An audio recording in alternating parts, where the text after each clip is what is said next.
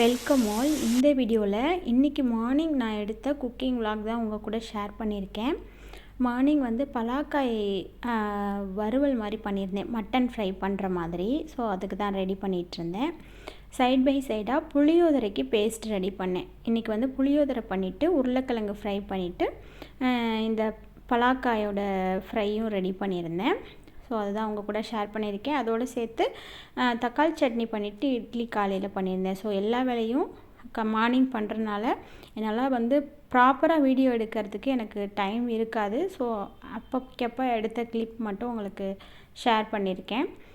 So இது வந்து உருளைக்கிழங்கு வந்து நார்மலாக நான் எப்பயும் போல் வேக வச்சுட்டு தோல் உரிச்சிட்டு கட் பண்ணிவிட்டு அதுக்கப்புறம் எண்ணெய் கடுகு இதெல்லாம் போட்டு தாளிச்சிட்டு பெருங்காயத்தூள், மஞ்சள் தூள், அதுக்கப்புறம் கொஞ்சம் சீரகத்தூள், பெப்பர் தூள் இதெல்லாம் போட்டுட்டு நல்லா அதோடு சேர்த்து காரம் எவ்வளோ நமக்கு தேவையோ மிளகாத்தூள் போட்டுட்டு ஃப்ரை பண்ணியாச்சு.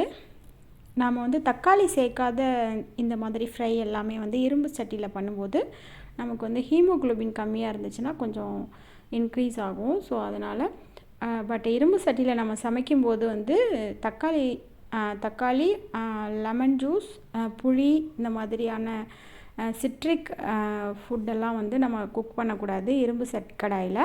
மற்றபடி நமக்கு டொமேட்டோ யூஸ் பண்ணாத, புளி யூஸ் பண்ணாத டிஷ்ஷஸ்லாம் வந்து நம்ம இரும்பு கடாயில் சமைச்சிக்கலாம்.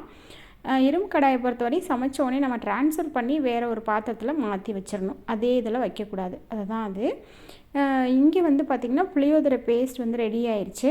நான் எக்ஸஸாக பண்ணி வச்சுருக்கேன். ஸோ அதனால் கொஞ்சம் எடுத்து வச்சுட்டு இன்றைக்கி வந்து என்னோடய பாப்பாவுக்கும் என்னோடய ஹஸ்பண்டுக்கும் தேவையான அளவு மட்டும் சாதம் கிளறி எடுத்துட்டேன். சாதம் புளியோதரை, லெமன் ரைஸ் இந்த மாதிரி வெரைட்டி ரைஸ் கிளறும்போது சின்ன ஸ்பூன் வச்சுட்டு நம்ம கிளறணும் அப்படின்னா நல்லா உதிரியாக ஒட்டாமல் இருக்கும். பெரிய கரண்டி வச்சு கிண்டக்கூடாது.